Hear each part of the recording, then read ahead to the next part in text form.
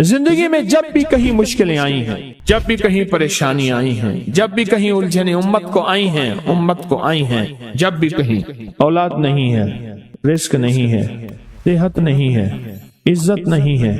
سکون نہیں ہے، چین نہیں ہے، راحت نہیں ہے، جادوؤں نے گھیر لیا، بندشوں نے تباہ کر دیا، حاسدین نے برباد کر دیا، مشکلوں نے سر چڑھ کے ہمیں جھکا دیا، حالات نے ہماری زندگی کو تنگ کر دیا، کوئی پریشانی کی ضرورت نہیں۔ مجھے کہنے لگا کہ ہمارے علاقے میں ایک صاحب ہیں، بابا جی ہیں، کوئی بھی مشکل ہو وہ بیٹھ کے سورۃ قل ہو اللہ پڑھاتے ہیں، ان کے پاس 7 کھانے لے جانے پڑتے ہیں، 7 کھانے لے جانے پڑتے ہیں، وہ سورۃ قل ہو اللہ پڑھاتے ہیں بٹھا کے بندوں کو، اور ان کے لیے کھانے ضروری ہیں، کھانے اچھے ہوں، ایک سوٹ ہو،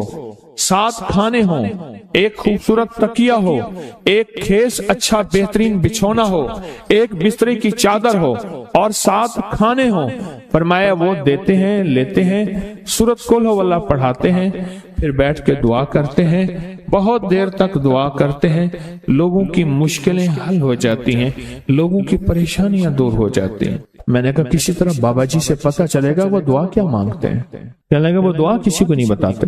بس کہتے ہیں آؤ میرے ساتھ بیٹھ کے سورۃ قل ہو اللہ پڑھو، اول آخر درود پاک پڑھو اور سورۃ قل ہو اللہ پڑھو، وہ دعا کسی کو نہیں بتاتے۔ میں نے کہا کسی طرح پتہ کر وہ دعا کسی کو تجھے بتا دے، اس نے کہا پتہ کروں گا۔ کچھ عرصے کے بعد بندہ مجھے ملا، آتے ہی ایک کاغذ دیا، اور کاغذ دے کے مجھے کہنے لگا آپ کو یاد ہے آپ نے میری ایک ذمہ داری لگائی تھی، اور وہ ذمہ داری یہ لگائی تھی کہ ایک ہمارے ہاں بابا جی ہیں، ان کے پاس کوئی دنیا کی مشکل، پریشانی، الجھنیں، ناکامیاں، حالات، مسائل، بے اولادی، جادو، جنات، اثرات، بندشیں، کوئی بھی ہے، وہ مسئلے حل ہوتے ہیں، لیکن ان کی شرطیں یہ ہیں، خوبصورت تکیہ لیتے ہیں، بہترین سوٹ لیتے ہیں، بستری کی چادر لیتے ہیں، ایک کھیس یعنی پورا بستر لیتے ہیں، اور کہا اگر سردیاں تو ایک خوبصورت رضائی بھی لیتے ہیں، اور 7 رنگ کے کھانے لیتے ہیں، عطر کی خوشبو لیتے ہیں، یہ لیتے ہیں، یہ لیتے ہیں، وہ پھر آپ چھوڑ کے آ جائیں وہ ان کے ہوتے ہیں، بس آپ کو وہ دعا دے دیتے ہیں اور بٹھا کے سورۃ قل ہو اللہ پڑھتے ہیں۔ میں نے کہا کس طرح پتہ کر کے یہ عمل کیا ہے، پتہ کر یہ عمل کیا ہے۔ اس نے آیا نا تو اس نے مجھے خط دیا، اور خط دیتے ہی اس نے کہا کہ میں نے پتہ کیا ہے اس عمل کا، کسی طرح سے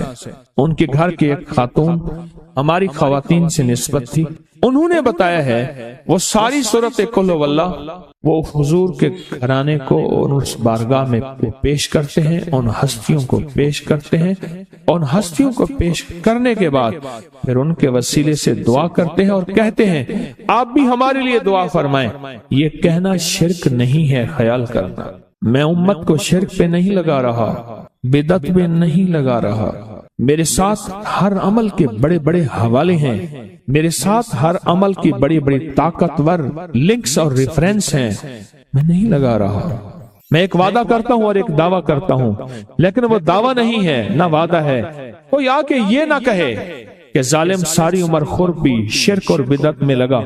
اور ہمیں بھی شرک اور بدعت میں لگایا اور میری قبر پہ کوئی پاؤں نہ مارے۔ ہاں یہ ضرور آ کے کوئی کہے اے اللہ اس کی قبر پہ ترس کھا اور رحم فرما، ساری عمر تیرے اور تیرے حبیب کی سچی راہیں دکھاتا رہا اور محمد آل محمد کی سچی راہیں دکھاتا رہا، یہ وہ شخص ہے اللہ اس پہ ترس کھا، اللہ اس کو معاف کر دے۔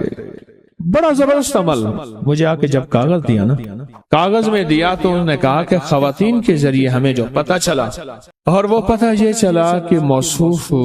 حضور کے گھرانے کو یہ ساری سورۃ اخلاص، ساری سورۃ قل ہو اللہ، یہ درود، یہ عمل ہدیہ کرتے ہیں، اور حضور کے گھرانے کو ہدیہ کر کے پھر ہماری مشکل کی دعا کرتے ہیں اور بہت گڑ گڑا کے دعا کرتے ہیں، اور پھر ان کو ہدیہ دے کے عرض کرتے ہیں آپ بھی ہمارے لیے دعا فرمائیں، اور بہت دیر تک پھر آمین کہتے ہیں، آمین۔ اور اس تصور کے ساتھ، یہ تصور ذرا غور سے سنیے گا توجہ سے، اس تصور کے ساتھ کہ وہ ہستیاں میرے لیے دعا کر رہی اور میں آمین کہہ رہا، اور اللہ کی بارگاہ میں ان کی دعائیں قبول ہو رہی، اور اللہ کی عرشوں پہ دعائیں پہنچ گئیں، اور جبریل لے کر چلے گئے، اللہ کے حضور دعا رکھی گئی، اور اللہ نے اپنی طاقت اور قدرت کی مہر قبولیت کی لگا دی۔ کا ہی عمل ہے۔ ان کو ہدیہ کرتے ہیں، میں پھر دوہرا رہا ہوں، غور سے سنیے گا، ان کو ہدیہ کرتے ہیں، ان کو ہدیہ کر کے ان کے وسیلے سے دعا کرتے ہیں، پھر ان کو دعاؤں کا عرض کرتے ہیں۔ آپ بھی دعا فرمائیں، آپ بھی دعا فرمائیں، اور ان کو دعاؤں کا عرض کرتے ہیں، اور پھر ان سے دعائیں لیتے ہیں، اور بہت دیر تک آمین اس نیت سے کہتے ہیں کہ وہ دعا فرما رہے ہیں اور ہم ان کی دعاؤں پہ آمین کہہ رہے ہیں۔ یہ ہمارے اکابر کا عمل ہے، یہ ہمارے بڑوں کا عمل ہے،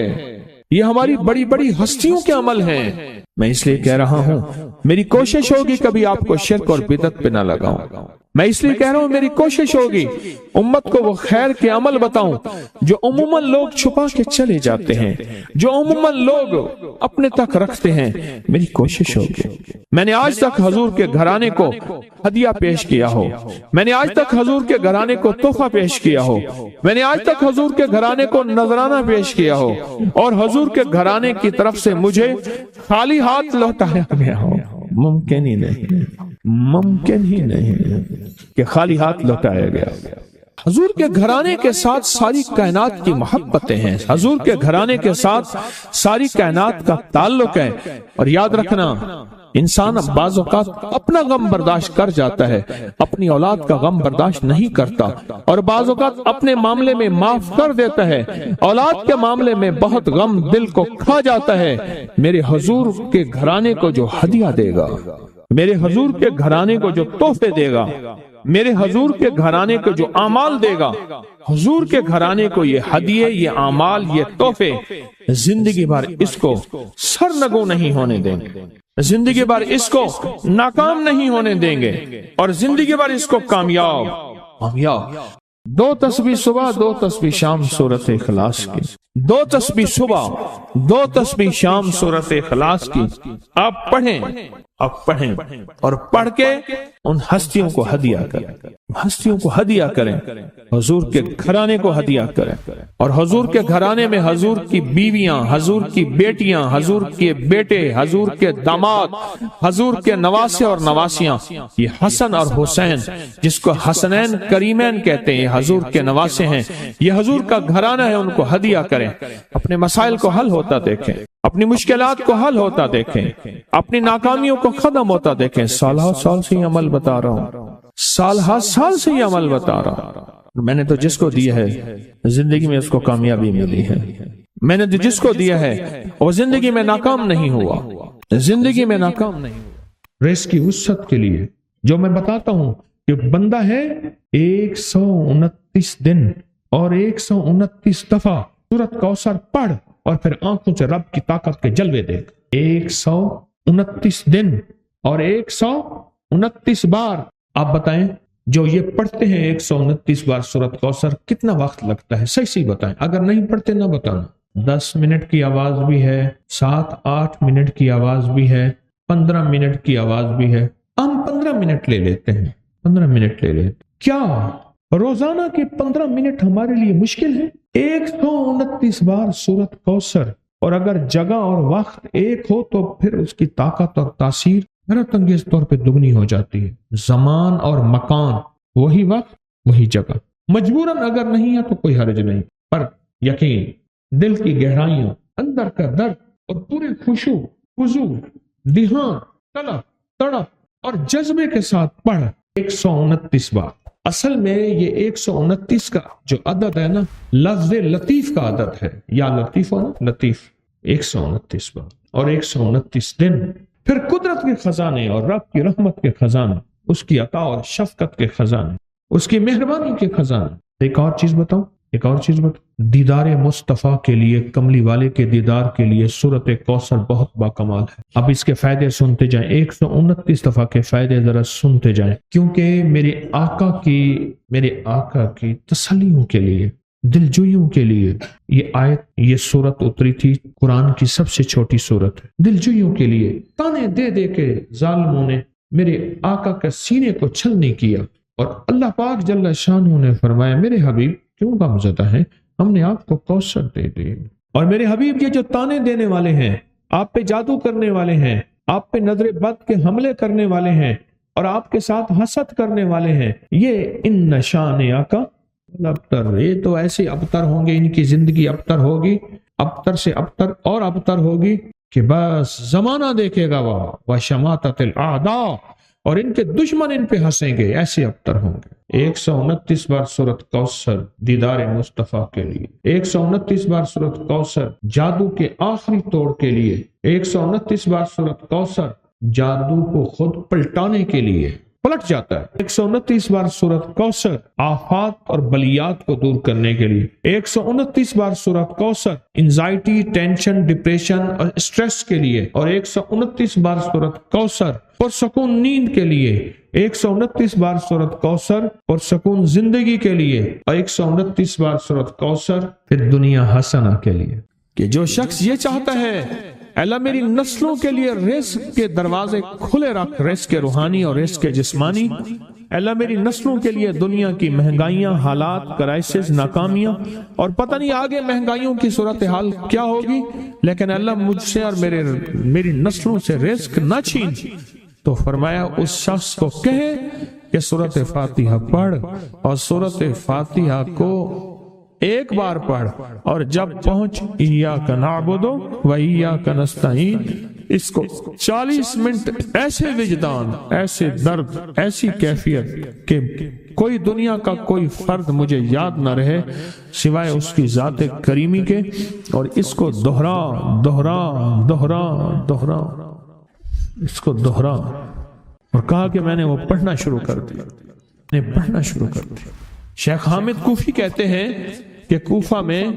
ہمارے ہاں ایک رئیس تھا، اور لوگ اس کے در سے کھاتے تھے، اور لوگ اس کے در سے بہت لیتے تھے، اور بہت سخاوت چلتی تھی، اور سنا تھا کہ اس کے والد بھی ایسے رئیس تھے، اور سنا تھا اس کے دادا بھی ایسے رئیس تھے، اور یہ بات سنی تھی کہ اس کے دادا نے کوئی عمل کیا تھا، اور ایسا نہیں، دادا کے بڑوں نے کوئی ایسا عمل کیا تھا جس میں اللہ سے نسلوں کے لیے رزق اور رزق کے خزانے منوائے تھے۔ کتنے لوگ ایسے ہیں، مال دولت چیزیں، ایسے حالات اور گردش میں آئے کہ ناموری سے گمنامی میں چلے گئے۔ مجھے یاد ہے کہ میں ٹاؤن شپ میں ایک بندے سے ملا، یہ بات ہے آج سے کچھ 27-28 سال پہلے کم و بیش، ایسے چھوٹا سا کمرہ تھا، اور مختصر سی 2-3 کرسیاں، ایک ٹوٹی سی میز، اور کہا کہ میں لاہور میں میرا سکہ چلتا تھا، میرا نام یہ ہے، نام مناسب نہیں، رازداری زندگی کا پہلا حصہ ہے، اور میرا نام یہ ہے، اور میرا اپنا ذاتی جہاز تھا، اور یہ مال تھا، اور یہ چیز تھا، اور آج میرا حال یہ ہے کہ اگر میں دوائی لوں گا تو یہ بندہ پیسے دے گا جو ساتھ کھڑا تھا، میرے پاس دوا کے پیسے نہیں ہیں۔ مجھ سے ایک ہمارے مخلص ہیں، وہ کہنے لگے کہ میرے والد جن کے پاس جاب کرتے تھے، ان کا بہت بڑا کاروبار تھا، انہوں نے اس دور میں 14,000 کی گاڑی لی تھی نئی، اور پھر 16,000 کی گاڑی لی، نئی گاڑی، کتنے کی؟ 16,000 کی گاڑی لی، 100 کا نوٹ بانٹتے تھے، صبح سے شام تک، شام سے صبح تک لوگ لین لگا کے لیتے تھے، اور جس دور میں 250 روپے کے 5 مرلے جگہ ملتی تھی، 250 فٹ جگہ ملتی تھی، نہ 125 فٹ، 125 جگہ ملتی، 5 مرلے 250 روپے کی، اور وہ بیچتے تھے۔ اور پھر ایک وقت ایسا آیا ہر چیز ختم ہو گئی۔ میرے پاس ایک ڈرائیور تھا، وہ کہنے لگا کہ میرے مالک ہیں جن کے پاس پہلے میں کام کرتا تھا، ان کے حالات آ گئے تو میں نے آپ کے پاس آپ کے ڈرائیوری کی، اگر رمضان میں کوئی بچا ہوا لنگر ہو تو انہیں بلا لوں، آپ دے دیں گے؟ تو ہم رمضان میں مجمع آتا تو کوشش کی جاتی ہے کہ ان کو کھانا تازہ کھلایا جائے، تو میں نے کہا ٹھیک ہے، کہا کہ کچھ پیسے بھی ہو جائیں۔ کون ہے؟ کہا کہ فلاں لاہور کا، نہیں جانتے آپ؟ ہاں جانتا ہوں، اتنی بڑی سوسائٹی ہے، بڑی مالداروں کی۔ کہا یہ 28 مربع جگہ انہی کی تھی، اور آج سے 40 سال پہلے انہوں نے یہ جگہ بیچی تھی، اور اتنے کروڑوں میں اتنے میں بیچی تھی، اب وہ ایک چھوٹے سے مکان میں رہتے ہیں، سب کچھ ختم ہو گیا ہے، کچھ ختم ہو گیا ہے اور ان کے گھر کھانا نہیں ہوتا، اور آپ اگر کھانا دیں گے تو ان کے گھر میں 2-3 وقت اچھا گزر جائے گا۔ میں اپنی نسلوں کے لیے تمنگری منوا لے، اپنی نسلوں کے لیے رزق منوا لے، اپنی نسلوں کے لیے وسعت منوا لے۔ تو کہے کہ مال بہت ہے اور نسلوں کے کام آئے گا، مال رکھنا جائز ہے، حلال جائز ہے، لیکن یہ شرط نہیں ہے کہ وہ رہے گا یا نہیں رہے گا۔ یہ میری ساتھ چوک ہے، یہاں کرتبہ چوک، یہاں 2 پلازے مجھے ایک بندے نے بتائے، اب اس کے نہیں ہیں، کہا یہ اور یہ اس بندے کا ہے، فلاں نام کے بندے کا، اور اس کا آج کچھ نہیں رہا۔ اب وہ جس کسائی سے گلبرگ میں ہے، یہاں لاہور میں، جس سے بہت منو گوشت آتا تھا اور بڑے بڑے رئیس دعوتیں پکتی تھی، چپ کر کے جاتا ہے اور وہ کچھ پیسے اس کی مٹھی میں ڈال دیتا ہے اور وہ اس سے زندگی کا گزر بسر ہوتا ہے۔ میں یہاں لاہور میں فیروز پور روڈ پہ ایک جگہ گیا تو انہوں نے وہ جگہ پہ کھڑے ہو کے دکھایا، وہ سامنے جو بنگلہ ہے، میں نے کہا وہ تو محل ہے، کہہ رہے یہ اس بندے کا ہے، اب ایک کمرہ اس کو ہم نے دیا ہوا ہے اور وہ بنگلہ، وہ محل، وہاں وہ کھڑکی اس طرف کی بند رکھتا ہے کہ میری نظر اس پہ نہ پڑے، وہ سب کچھ اس سے چھن گیا ہے۔ سنیں، یاد رکھیں، جو اللہ کے خزانوں سے ملتا ہے وہ تیری جیب سے جا نہیں سکتا، وہ دنیا کی جیبوں اور مالوں سے جو ملتا ہے وہ تیری جیب میں رہ نہیں سکتا۔ یہ جو عمل ہے نا، نسلوں کے لیے رزق منوانا، برکت منوانا، نسلوں کے لیے رزق منوانا، نسلوں کے لیے برکت منوانا، یہ جو عمل ہے، بس اب میں نے آپ کو عرض کیا نا کہ آپ پوچھیں کتنے دن کریں گے،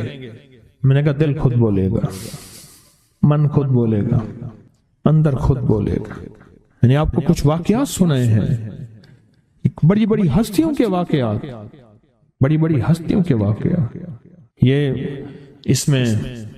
سعودی عرب مکہ مکرمہ میں ایک جگہ ہے، اس کا نام خالدیہ ہے سوسائٹی۔ میں وہاں ایک عرب سے ملا، شیخ ابو ترکی اسے کہتے تھے، تو اردو عربی تو مجھے آتی نہیں، بس تھوڑی بہت ایسے شدھ بدھ ہے، تو وہ تھوڑی ہی دیر میں کہتے تھے، ایسے اٹھتے تھے نا، کہتے تھے اللہم ایاک نعبد و ایاک نستعین۔ میری ان سے چند ملاقاتیں ہیں، بوڑھے تھے، بابے تھے، کہ ان کے بڑے آئے تھے، اصل میں خلافت عثمانیہ تھی تو ان کے بڑے ترکی سے آئے تھے، تو پھر مکے میں رہتے تو وہیں کے ہو گئے۔ ان کا جو خادم تھا وہ اردو بولنے والا تھا اور انڈیا کا تھا، اس سے میرا تعلق تھا۔ تو میں نے اس سے پوچھا، میں نے کہا تیرا جو ہے یہ بابا یہ کیوں پڑھتا ہے؟ یہ پتہ نہیں، میں پوچھ کیوں پڑھتا ہے؟ اس نے کہا جلالی بابا ہے تو کہے گا مجھ سے۔ میں نے کہا میرا کہے؟ اچھا، وہ میرے اشارے دیکھ رہا تھا، تو اس نے عربی سے پوچھا کیا کہتا ہے؟ اس نے ڈرتے ڈرتے کہا کہ جی آپ یہ کیوں پڑھتے ہیں؟ تو بڑا خوش ہو گیا، کہنے لگا پہلا بندہ ہے جس نے مجھ سے پوچھا، آج تو کسی نے پوچھا نہیں، پہلا بندہ ہے جس نے مجھے یہ پوچھا ہے۔ کہا جب ہم چھوٹے تھے ہمارے پاس بہت غربت تھی اور تنگ دستی تھی، تو میرے والد ہمیں بٹھا لیتے تھے اور ہم سورۃ فاتحہ پڑھتے تھے، اور جب پہنچتے تھے نا ایاک نعبد و ایاک نستعین پر، تو پھر اس کو میرے والد کہتے تھے دہراؤ، بہت زیادہ پڑھو، بہت زیادہ پڑھو، بہت زیادہ پڑھو، بہت زیادہ پڑھو۔ کام پڑھتے تھے، بہت زیادہ پڑھتے تھے، بہت زیادہ پڑھتے تھے، اور کہا میرے والد پھر دعا کرتے تھے اور ہم آمین کہتے تھے، اور میرے والد کہتے تھے چلو مبارک ہو، ہمیں جو ہے اللہ پاک وہ فلاں چیزیں، وہ حلاوے، وہ چیزیں کھلائیں گے۔ کہہ رہے ابے کو دیکھتے تھے، ابا جی ہمارے پاس تو پیٹ بھر کے روٹی نہیں ہے، آپ کہتے ہیں اللہ وہ کھلائے گا، وہ کھلائے گا، اور ابا ایسے خوش ہو جاتا تھا۔ کیوں؟ ابے کو یقین تھا کہ سورۃ فاتحہ اس کریم نے قبول کر لی اور میرا کام ہو گیا۔ وَمَن يَتَوَكَّلْ عَلَى اللَّهِ۔ ہاں میرے بندے، میری ذات پہ بھروسہ کر کے دیکھ، میرے قریب آ کے دیکھ، مجھ سے دوستی لگا کے دیکھ تو صحیح، پھر میں کر کے دکھاؤں گا۔